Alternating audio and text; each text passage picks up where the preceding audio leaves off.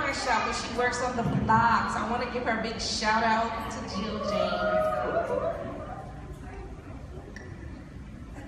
I'm Keisha. I am the owner of Keys of Beauty Hair Studio, located on Bayou Road as well. We work across the street from each other. And some of my clients are here. Okay, I'm back. So I'm Lauren. Lauren Lewis. I'm a licensed, stylist and educator here in Louisiana, and I hold reciprocity in a couple other states as well. Along with being the owner of Studio 4212, and we are in the process of relocation. However, I am located at 2331 AP2 Road as of now. So, yeah, that's it. Hi, I'm Chiselle. I'm also owner of Alquimia Beauty Studio. It's in Old Metairie. I'm also a stylist behind the chair. So this is our final panel today. We had a long day of stylists doing demos, different things. What are some final things that you think the ladies need to take away from today in regards to maintaining and upkeeping their hair? What's the main takeaways they should know? To me, from what I heard today, the main takeaway that I heard is that everything does not work for everybody. So you have to find out what works for your hair. And on top of finding out what's for your hair, you have to actually stick with a routine and tie your hair up at night. Even if you sleep on the same pillowcase, do something to your hair at night. Don't just go to sleep. I am queen of things. Right? So I understand I want to take care of it at night. Sometimes you want to go to sleep, but proper regimen is key too.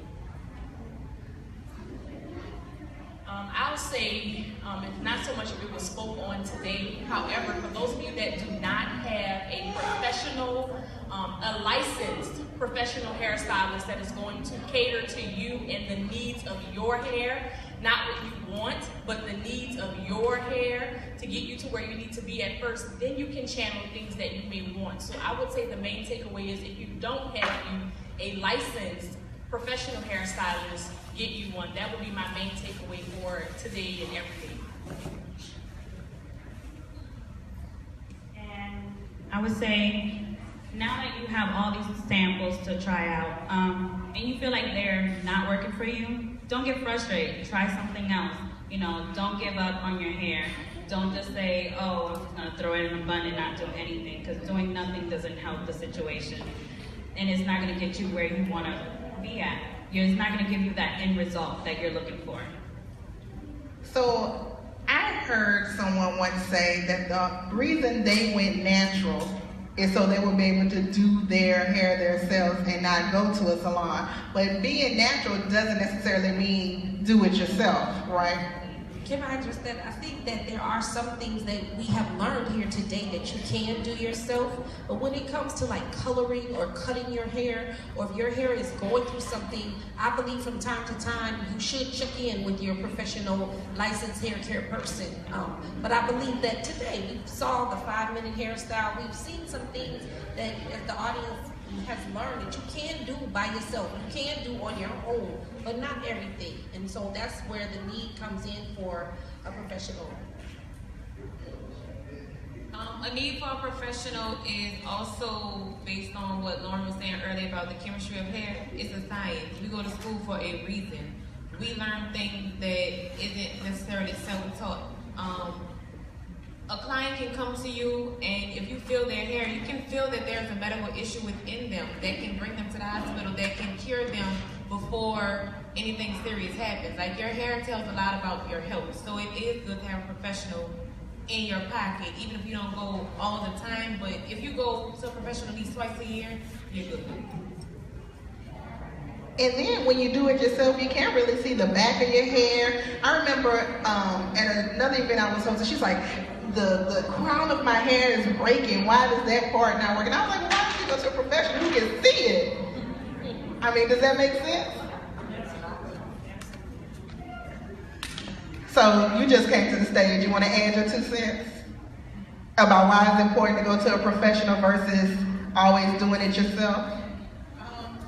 Well, one, professionals have access to professional So the products that we have access to, because we're licensed, are going to be a lot different than what you can find over the shelf. It's kind of different, like some cream as opposed to prescribed. So what we have access to is going to be actually a better grade than what you can get a hold of, because we are licensed professionals.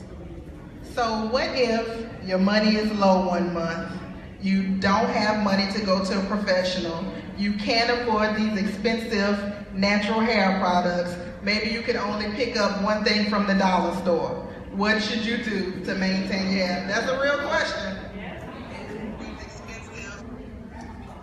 Like I said, we've been here all day and they've had several demonstrations of what you guys can do at your house. I love that Jabril did the DIY today, because there's the 5-minute hairdo, but when it comes to coloring and cutting, and if you have some issue going on with your hair, that's when I think you need a licensed professional. But that 5-minute hair thing was really, really good today. Everybody has the ability to do something to their hair at home. What if you can't get to your stylist? What if you have something to do? So don't be afraid to try to do your hair. I'm not trying, I mean, we're all stylists, and we want you to come and get your hair done, but I think it's a joint effort. I think you should be in tune and in touch with your hair and yourself, and the stylist can help you with that.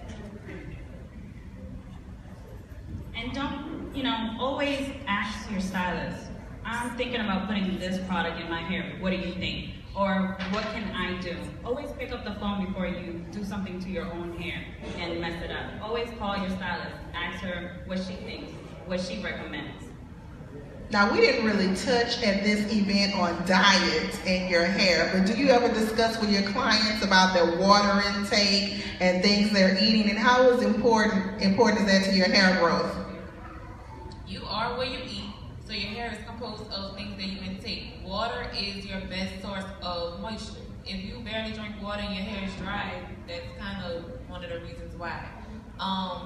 You really are supposed to drink more water than anything daily, as well as your food. If you're eating, I don't eat pork, no offense to nobody that does, but to me that affects your body, stuff that you eat. All that salt, some women, I notice that they lose hair in their crown because they have high blood pressure. What causes high blood pressure? Certain food that you eat, if you reduce some of that intake, your hair probably will do a little bit better.